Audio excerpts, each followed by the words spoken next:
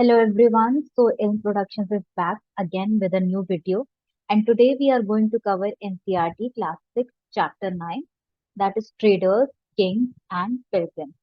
So moving ahead. So how to find out about trade and traders. So in the previous chapter or in the previous video we have talked about NBPW, that is Northern Black Polished Ware, and these were very fine kind of a pottery, and they were found from several archaeological sites throughout the subcontinent. Okay, and these potteries were carried by traders from the places that they were made so that they can sell them at other places. And South India was famously known for gold, pepper and precious stones. And do you know that in Roman Empire, pepper was valued so much that they termed it black gold. Okay, so traders used to carry many of these goods to Rome in ships across the sea and by land in caravans. Okay, and therefore several sea routes were explored by the traders, and some of these even followed the coasts.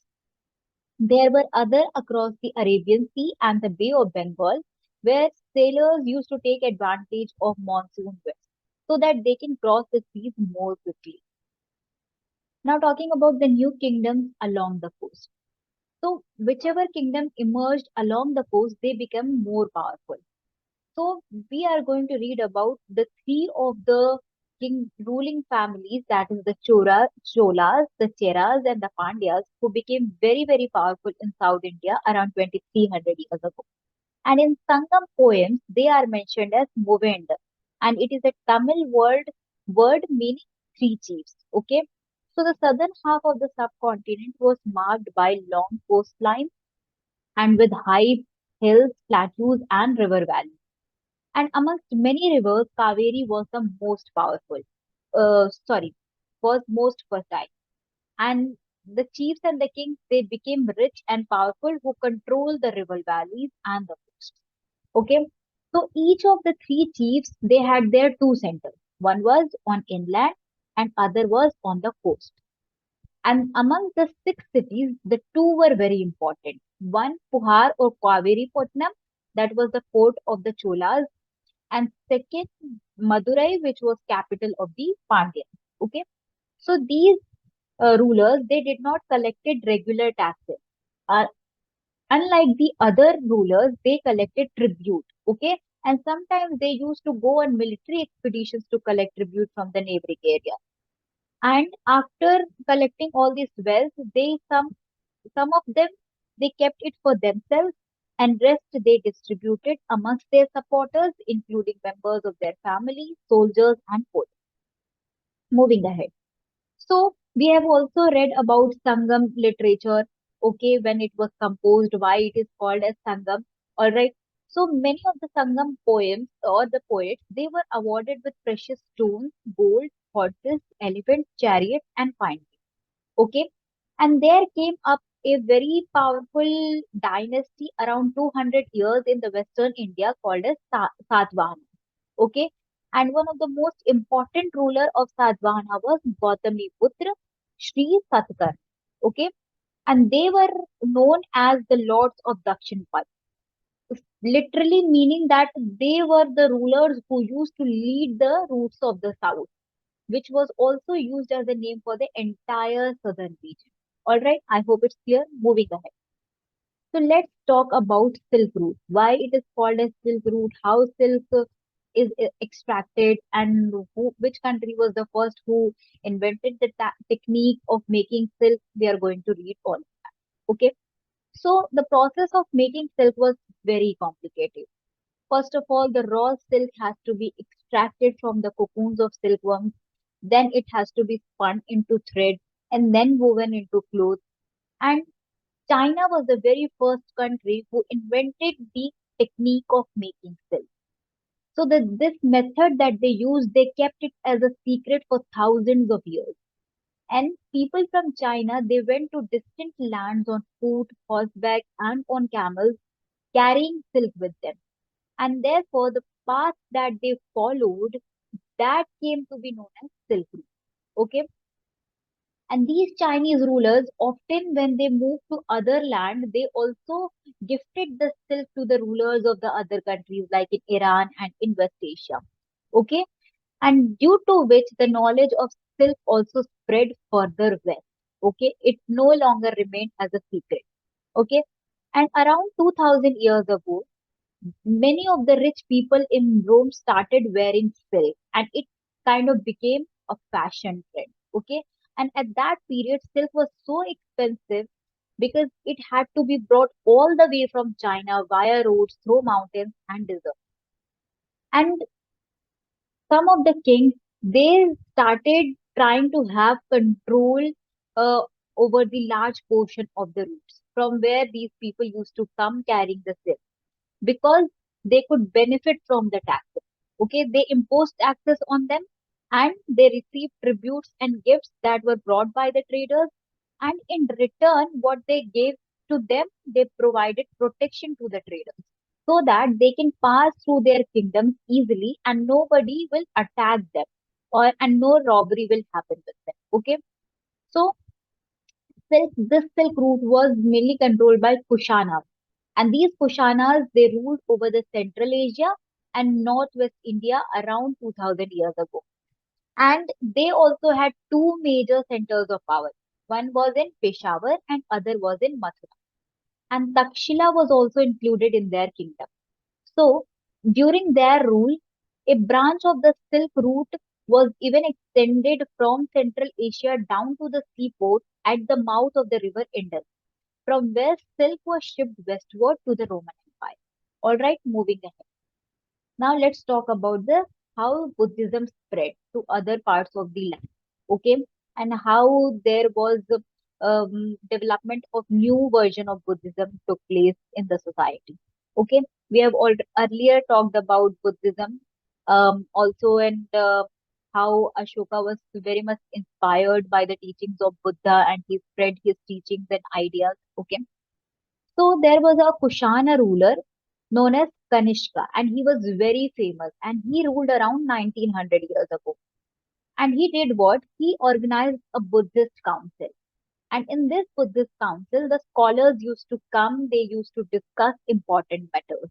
Okay? And in his court, there was a poet known as Ashwaghosh. And he composed a biography of Buddha known as Buddha Charita. Okay? And slowly and gradually, what happened is a new form of Buddhism developed, known as Mahayana Buddhism. So, what was the difference between the earlier Buddhism and that which developed? So, earlier, the Buddha's presence was shown in sculpture by using certain signs. For instance, his enlightenment was shown by sculpture of the people because under people tree he got enlightened. But in the Mahayana Buddhism, what happened later on that the statues of Buddha were made in Mathura and in Takshila. All right. Now, who are Bodhisattvas? So, Bodhisattvas are those persons who had attained enlightenment, and after attaining enlightenment, they lived in complete isolation and they meditated in, but they also remained in the society and they contributed to the society by teaching and helping other people. Okay.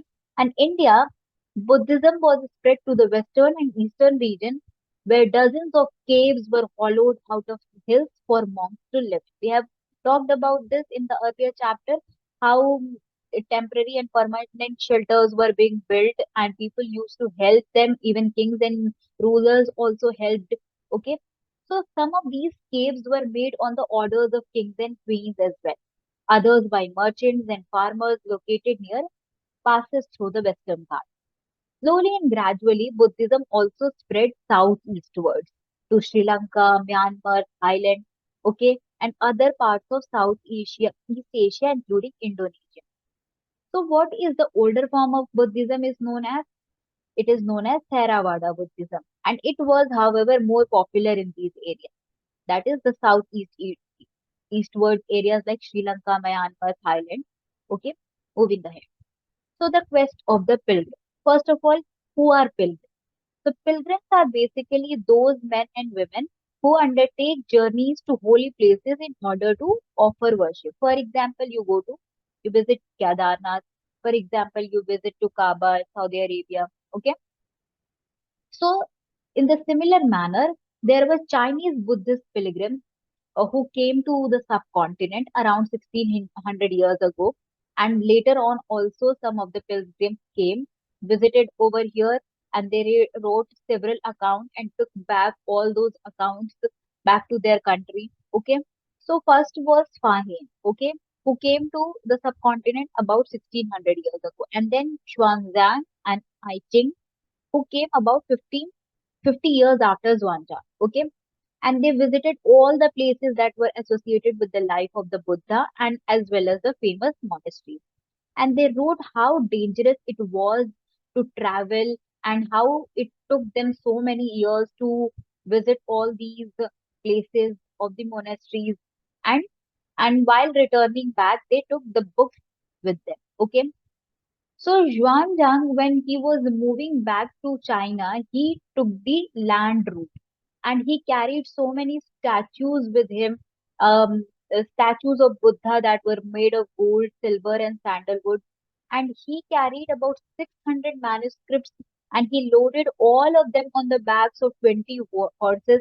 However, while he was on his journey, a major storm hit and he lost some of his manuscripts. And therefore, he spent the rest of his life translating the remaining manuscript from Sanskrit into Chinese.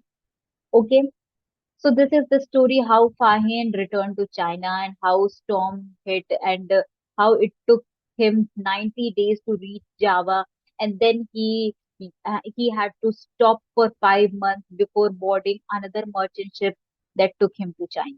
Okay, let's talk about Nalanda. So Nalanda was a very unique place that was known for the people who came to study here, and it was very famous Buddhist monastery of the period. Okay, and Zhuanzhang describes about Nalanda that the teachers were of highest ability and talent, and they followed teachings of Buddha in all sincerity, and the rules of monastery were strictly followed. People used to discuss different matters. People used to come from distant places so that they can resolve their doubts. Okay, and all the people were very learned. And to get entry into Nalanda, you have to answer certain questions. Okay, the gatekeeper used to ask certain questions, and it used to happen that 7 or 8 out of every 10 were not able to answer. Okay, now moving ahead, the beginning of Bhakti. So during this time, the worship of certain deities like Shiva, Vishnu, and goddesses such as Durga also gained importance in Hinduism. Okay, and these deities were worshipped through bhakti. So bhakti means what a person's devotions to his or her chosen deity. And we know about in Bhagavad Gita also the idea of bhakti is present, where Krishna, the God, he is asking Arjun, who was his devotee and also a friend, he is asking him to abandon all the dharmas and to take refuge in it. And he said that only then he will be able to be free from every evil. So this form of worship also widely spread to different parts of the country. So those who followed the system of bhakti, they emphasize devotion, okay, and individual worship of a god or goddess rather than performing all the elaborate sacrifices. I hope you remember that what happened in the later Vedic period that people and the rulers started to having this huge big rituals and sacrifices, okay, and the whole burn structure was created back then. So during this time of bhakti, the whole emphasis was on devotion and not on elaborate sacrifices. And according to this system of belief, if a devotee worshipped their own chosen deity with a pure heart, the deity will appear in form in which he or she may desire. Okay, it could be thought of as a human being, lion, tree, or any other form. Now here is a sculpture of Vishnu. Okay, when he took the form of and he came in the form of Varaha, that is boar. And according to Puranas, Vishnu took the shape of a boar in order to rescue the earth. And here this earth is shown in the form of a woman. Okay, and he is trying to rescue the earth which was sinking into water. All right, moving ahead. So the the word bhakti comes from a Sanskrit term bhaj, meaning to divide or share. So this is a kind of an intimate two-way relationship between deity and devotee. Okay. Now talking about the term Hindu. So the word Hindu, just like the term India, we have read about this in the very first chapter. The the word India and about Bharat. How did it came into existence? Okay, and we read that the word India come from the word Indus or Hindus. People who came from southwestern region from Iran, they give it that term. Okay, in the similar manner, the word Hindu, like the term India, was also derived from the river Indus. Okay, and it was used by Arabs and Iranians to refer to those people who were living to the east of the river, and also uh, by their cultural practices and their religious beliefs they were called. All right, I hope it's clear. Moving on. So let's look at what is happening around the world at this period of time.